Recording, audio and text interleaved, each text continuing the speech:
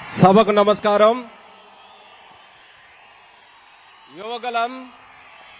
యువగలం నవశకం కార్యక్రమానికి వేదికను అలంకరించినటువంటి అతిరథ మహారథులు, తెలుగుదేశం పార్టీ, జనసేన పార్టీ నుంచి కథలు వచ్చినటువంటి నాయకులు, జన సముద్రంలాగా మారించినటువంటి మా యొక్క కార్యకర్త సోదర సోదరీమణులు, మన తెలుగు మహిళలు, వీర మహిళలు, ఉత్తరాంధ్ర నుంచి కథలు వచ్చినటువంటి ప్రతి ఒక్క సోదర సోదరిమణికి కూడా స్వాగతం సుస్వాగతం పలుకుతూ ఈ యొక్క సభా మందిరం మీ అందరి కోసం ఎదురు చూస్తుంది.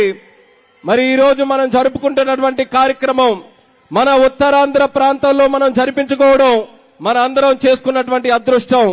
ఉద్యమాల పురిటిగడ్డగా ఉన్నటువంటి ఉత్తరాంధ్రలో దేశ రాజకీయ చరిత్రలో ఒక ఘట్టంగా మిగిలిపోయేటటువంటి కార్యక్రమమే ఈ యువగలం నవశకం కార్యక్రమం అనేది మీ అందరికీ కూడా తెలియజేసుకుంటున్నాను. ఎక్కడ మొదలైంది యువగలం?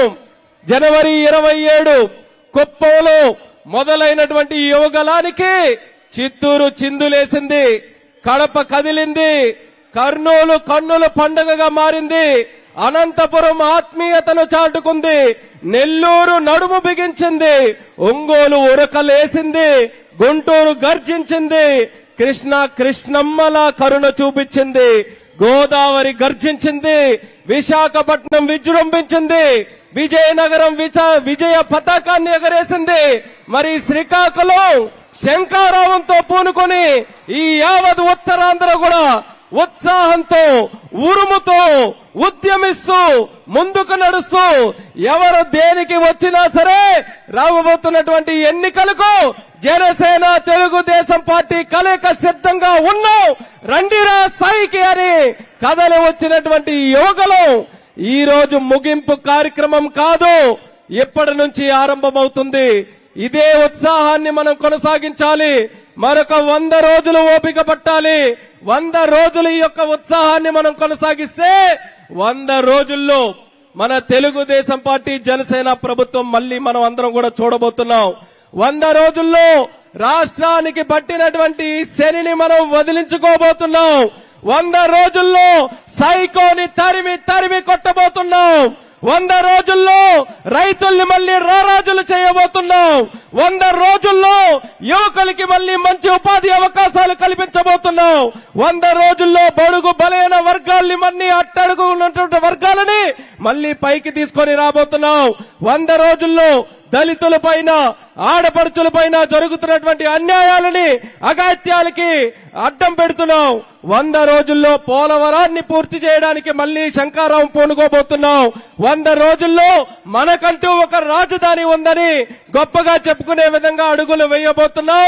వీటన్నిటికంటే నేను తెలుగోడినిరా, నేను ఆంధ్రుడినిరా అని ప్రపంచం మొత్తం గర్వపడే విధంగా రొమ్ము విరిచి ముందుకు నడిచేటటువంటి రోజులు 100 రోజుల్లో మనం చూడబోతున్నాం. దానికి ఈ రోజు జరుగుతున్నటువంటి సభ సాక్ష్యం అనేది కూడా మీ అందరికీ తెలియజేస్తున్నాను. అందుకనే ఇదే ఉత్సాహంతో ఈ 100 రోజులు ఏ రకంగా 4.5 సంవత్సరాలు కష్టపడ్డామో అదే తీరుతో ముందుకు నడవాలి. 4.5 సంవత్సరాల క్రితం గుర్తుపెట్టుకోండి, ఎన్నికల ఫలితాలు వచ్చిన తర్వాత ఆ రోజు ఎంత పెద్ద మాటలు అన్నారు. 23 ఎమ్మెల్యేలు గెలిచాం తెలుగుదేశం పార్టీ తరఫున, 3 ఎంపీలే గెలిచాం.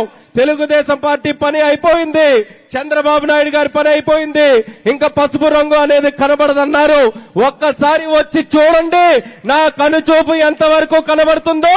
తెలుగుదేశం పార్టీ పసుపు రంగు, జనసేన పార్టీ కార్యకర్తలు కనబడుతున్నారంటే 4.5 సంవత్సరాల్లో ఈ ప్రభుత్వం, ఈ దుర్మార్గుడు, ఈ జగన్మోహన్ రెడ్డి మనకి ఎన్ని ఇబ్బందులు పెట్టినా సరే గుండె ధైర్యంతో ముందుకు నడిచాం తప్పితే ఏ ఒక్కరం కూడా వెనకడుగు వెయ్యలేదు. అది తెలుగుదేశం పార్టీకి, జనసేన పార్టీకి ఈ ఆంధ్రప్రదేశ్ మీద, తెలుగు గడ్డ మీద ఉన్నటువంటి నిబద్ధత అనేది మరొకసారి మనం అందరం కూడా చాటుకునే పరిస్థితికి వచ్చాం. ఇదే స్ఫూర్తితో ముందుకు నడుద్దాం. అందరూ కూడా కలిసికట్టుగా చాలా చక్కగా కార్యక్రమాలు ఈ రోజు వరకు కూడా నిర్ణయించుకొని ముందుకు నడుస్తున్నాం. ఇంకా రాబోతున్నటువంటి 100 రోజులు అదే క్రమంలో, అదే క్రమశిక్షణతో ముందుకు నడుస్తూ అనుకున్నటువంటి లక్ష్యాలని దాటుకుంటూ ముందుకు వెళ్లే విధంగా మనమందరం కూడా నడవాలని మళ్ళీ మీ అందరికీ కూడా తెలియజేసుకుంటున్నాను. మరి ఈ రోజు ఈ సభలో చాలా మంది స్పీకర్స్ కూడా ఉన్నారు.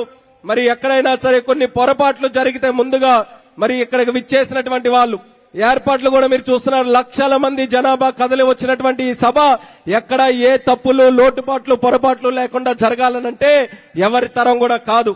అందుకే పెద్ద మనుషుల్లా ఎవరికైనా ఎక్కడైనా బాధ కలిగినా ఎక్కడైనా ఏదైనా తప్పు జరిగిందని అనిపించినా సరే మనస్ఫూర్తిగా మీరందరూ కూడా క్షమించి ఇది మన కార్యక్రమంలో ఏ ఇబ్బందులు వచ్చినా సరే అది అందరం కూడా కలిసికట్టుగా భరించాలనే ఆలోచనతో అందరూ కూడా ఆశీర్వదించండి. ఈ రోజు ఈ సభను చూసి బాధపడాల్సినటువంటి వ్యక్తి ఎవరైనా ఉన్నారనంటే అది ఒకే ఒక్కడు, తాడేపల్లిలో పడుకున్నటువంటి పిల్లి బెదరాలి, పిల్లి దద్దరెల్లాలి తప్పితే మనం ఎవ్వరం కూడా బాధపడాల్సినటువంటి అవసరం లేదని ఇక్కడికి విచ్చేసినటువంటి కార్యకర్తలందరికీ కూడా మరొకసారి పిలుపునిస్తున్నాను. ఇప్పుడు తర్వాత మాట్లాడబోవాల్సినటువంటి స్పీకర్ మన పితాని సత్యనారాయణ గారిని వేదిక మీదకి